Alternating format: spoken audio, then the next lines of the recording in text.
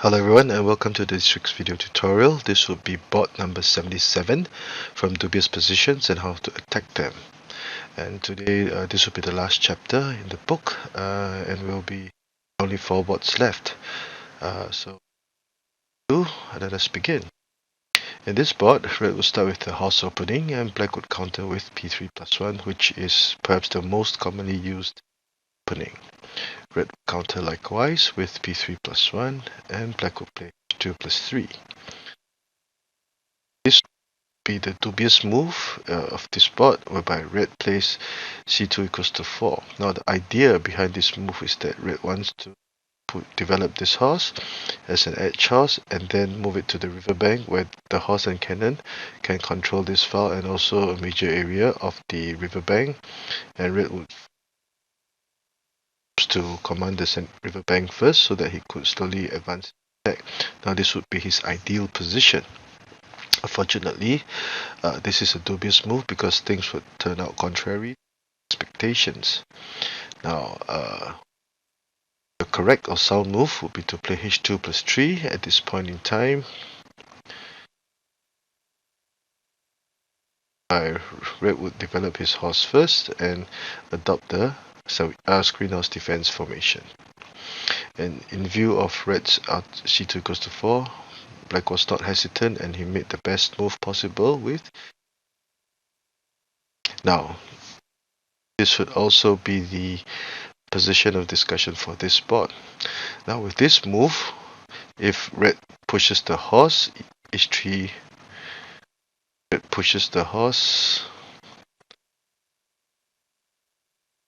attack it, forcing red to be in a dilemma, because if he captured, gain material, and if he moved, black would gain a pawn that crossed the river, while this horse would not. The only probable position it can move would be here. He cannot. The pawn would have blocked it from moving these two places. It cannot move here either. So this is what is meant by the efficiency of this horse greatly decreased. So h2+1, which would be variation B. This move would have been made in vain, and also black sees the initiative. Now, if black chose to play h8+9, red could take his time and construct the ideal formation. So that is why it will be imperative for black to play c8 equals to 7 at this time. And at this point, two major lines were discussed. The first would be e7+. Second would be h2+1. Now, what would happen if red chose to play h2+3? Possible line would be capture. This would be a pseudo sacrifice. But after a few rounds, we can see that black would have gained a pawn that crossed the river, and black would have developed his material very nicely. The horse will now be threatening the cannon. It can only retreat here. Here, the pawn could. But if it retreated here, black could continue, gain momentum, threatening the cannon again. Cannon would be in all sorts of trouble. So h2+3 is not viable. Now let us discuss variation A. e7+5. Red consolidates its defense and prevents the cannon from capturing the elephant, protecting it. With h8+9, we can see that black's development of the material on this flank will be faster than red's, and red will be forced to play h2. If he chose to play h2+3, black would have no qualms offering the pawn to capture the horse. Can be seen after a few rounds, black would have developed his left flank, both flanks actually, gain a very good position. This horse would not be very efficient because it has no way to go. If it moved here, the horse would capture it. Here, the black horse will capture it. So we can see that black would have seized the initiative. This chariot would also have trouble developing, etc. H2 plus 1 would be perhaps a better move. 9 equals to 8. P1 plus 1. A4 plus 5. It's consolidating the defense for both colors. And black would also consolidate his defense. Another idea. Red would be prepared to play R9 equals to 6 to develop his chariot. And but it was mentioned that red would opt to give up a move by offering a trade of chariots. So black would advance the cannon across riverbank rank, threaten the pawn. After capturing this pawn can move, and this horse and cannon would now also be ready for attack. And we can see that red's position is cramped. Now if he push the pawn,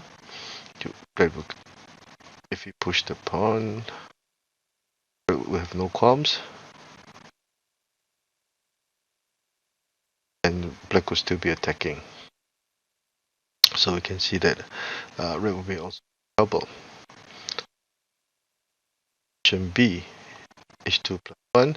Black immediately, he gives up his plans of developing the horse as a proper horse.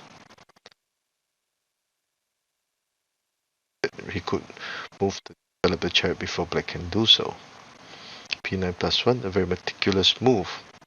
This will be very dull, but the situation on the board is still rather calm.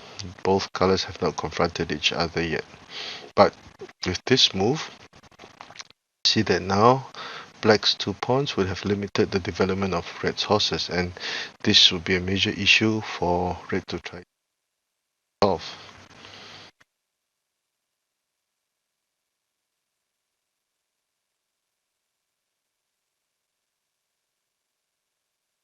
Chariot. C plus 2.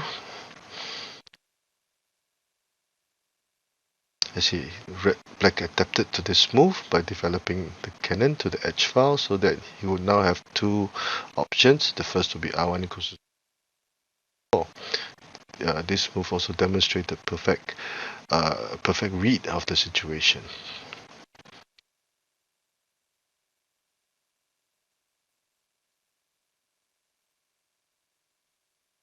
Now this would be a double attack on both chariots, a check, trade, and both black played very decisively by offering a trade of material, because once the chariot, if the red chariot were located at this intersection, there will be no good spaces for black to continue attacking, and chariot, the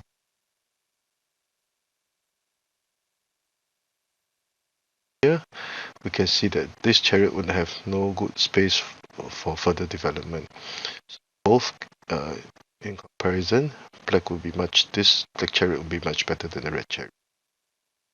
So R2 plus 5, no plus 5. Bishop 7 to protect the central pawn and also the edge pawn from attack by the cannon. Although this would seem to be awkward move, but this is a very good and deep move, because the black cannon will now be prepared to attack. He could play C2 plus 2, etc. Now what would happen? Let's say the moves actually ended here, but there were several more moves that were given. For example, what would happen if red continued with H1 plus 3 to try to dislodge the chariot? The development of this horse is rather awkward. Capture. But as can be seen, this horse is very awkward. P5 plus 1. Forcing the chariot to take it. But once the chariot is here, bam, the cannon will now capture the chariot. The chariot cannot advance, or the horse will be prepared to take it off the board. So we can see that the red chariot pushed. C1 equals to 2 is a very good move, forcing the black chariot to move away, and black could now grow from strength So this will end board number 77. Now a quick review from the eyes of black.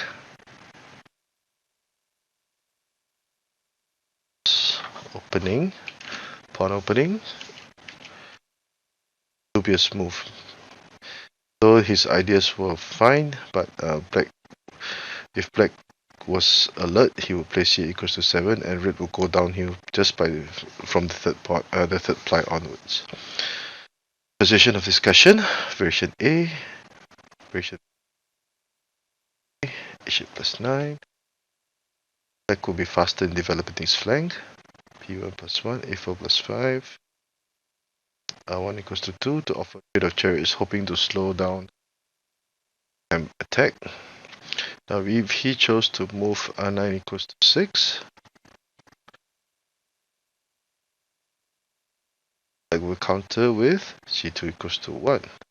Black would also have the initiative because this chariot would not have any good spaces for further development.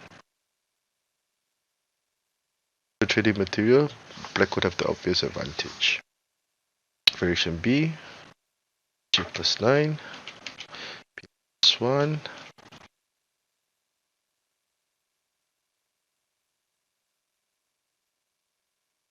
Chariots. You can see that black would now be much better off. c1 equals to 2, a very thought-provoking move. Red should not play h1 plus 3, otherwise it's. So I hope you've enjoyed this short video. If you like the work that I've been doing, please do subscribe to my channel and give this video a thumbs up. Thank you.